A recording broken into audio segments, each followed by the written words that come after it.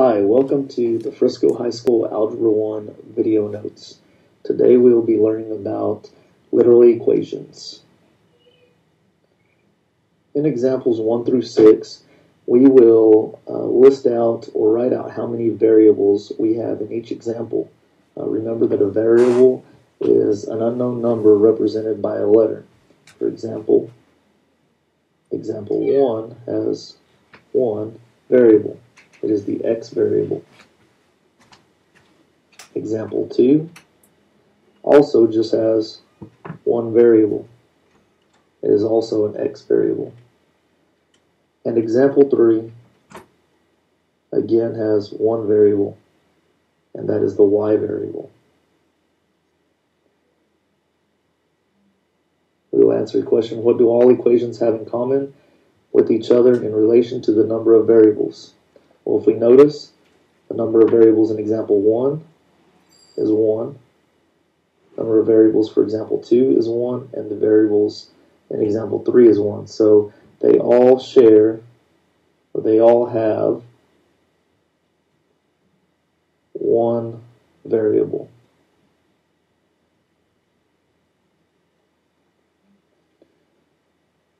In examples 4, 5, and 6, this is different. In example 4, we have an x variable and a y variable.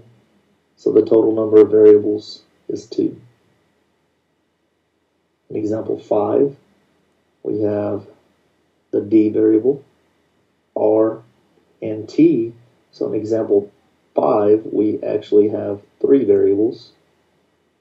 And then again, example 6 also has 3 variables, a, b, and h.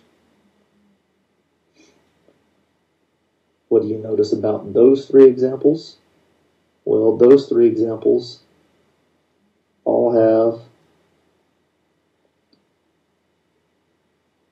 2 or more variables.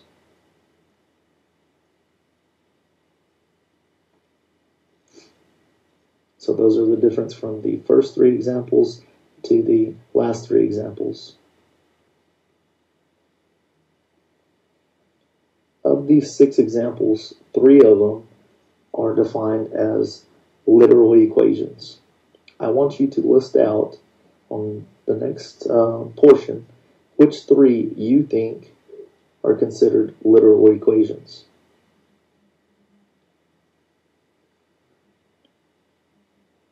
If you're having trouble figuring out which 3 are the literal equations, here is the formal definition of what a linear equation or literal equation is. An equation with 2 or more variables can be considered a literal equation.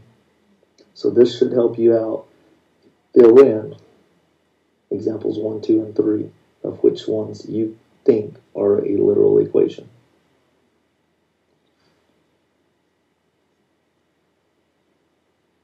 Here are some examples of some more literal equations.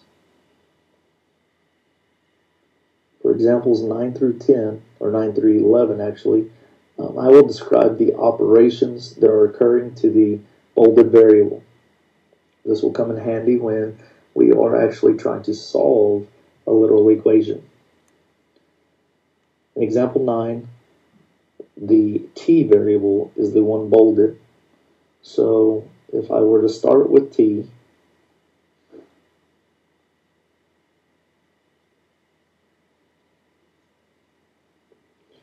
I look and see what is occurring to t.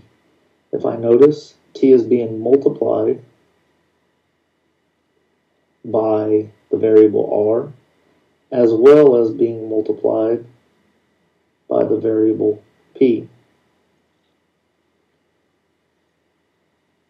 So if I start with t, and I multiply by r, and I multiply by t, I end up with the variable I.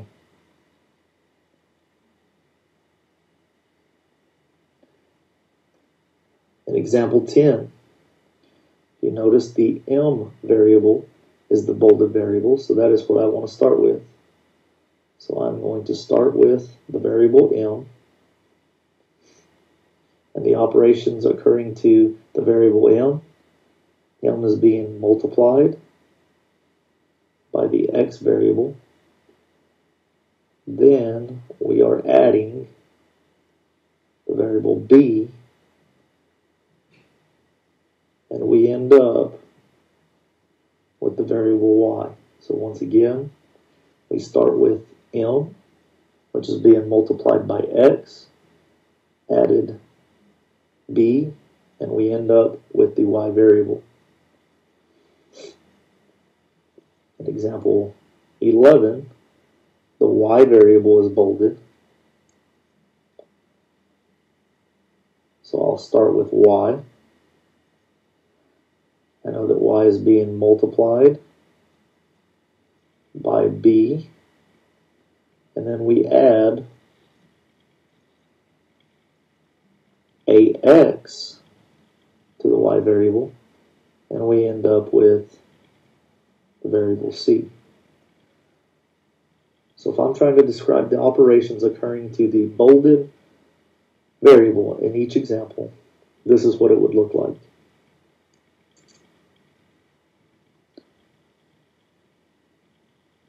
For the next portion, we will be actually solving the literal equation. So what we just did is describe the operations that were occurring to a bolded variable. When we want to solve a literal equation, we have to understand the operations that are occurring. So if I want to solve for L, then that's what I'm going to start with. I start with L, and I describe the operations that are occurring to the variable L. I notice that it is being multiplied by the variable W, and I end up with A once I multiply by W. It's important to understand this operations, because just like we solve a normal equation, I have to know how it works going forward so that I understand how to undo what has been done. So in order to solve this literal equation for L, I work backwards and I do the inverse of what occurred in the first place. So I start with the variable A, and since we multiplied W, we do the inverse, which would mean I divide by W, and then I would end up with my L. So if I were wanting to solve this equation for L, what I would do is I would divide by W. So we would divide by W to both sides. And what I would be left with, these W's would cancel. I would be left with L is equal to A divided by W. So you have a really similar example to your right, except you would solve for W.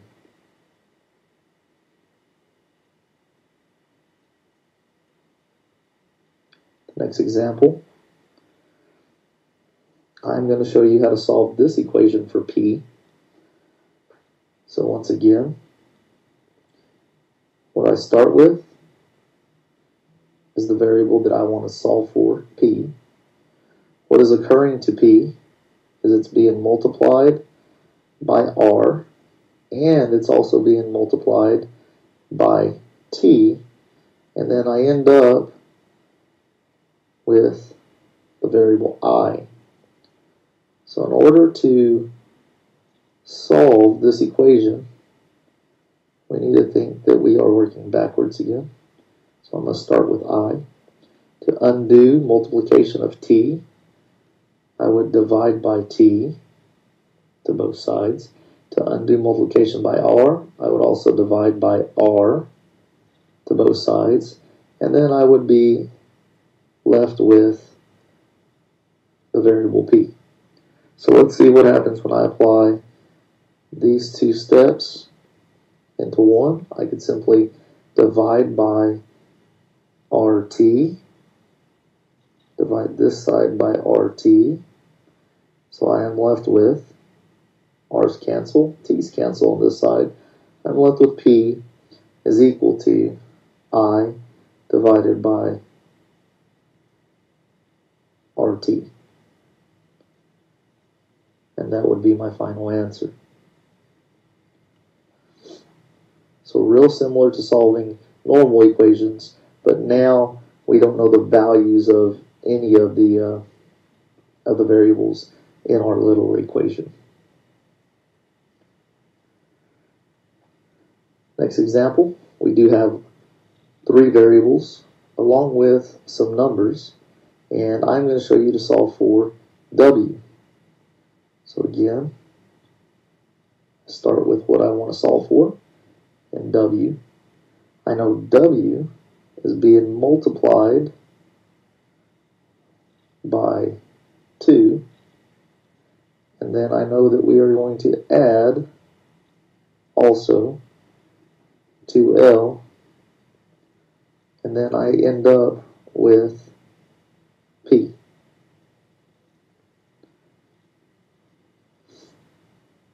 So in order to solve this equation,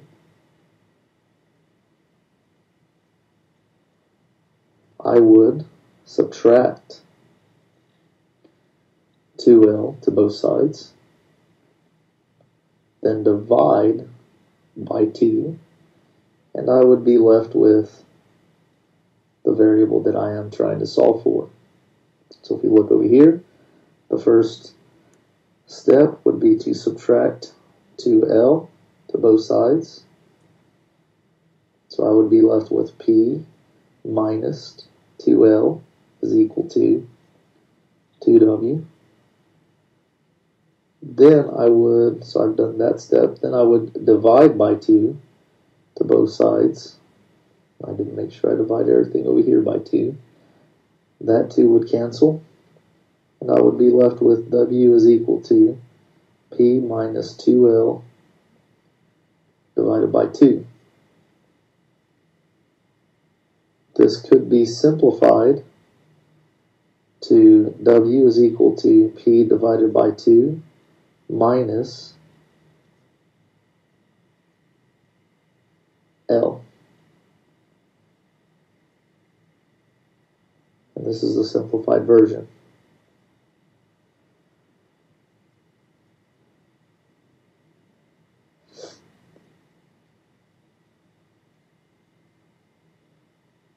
And the last example, I will show you to solve for X. Again, let's start with the X variable. We know the X variable is being multiplied by A, and then we add the term by, and we end up with C. When I solve, I start with C. I subtract the term by, and I divide by A, and I end up with my X variable. So let's apply these steps.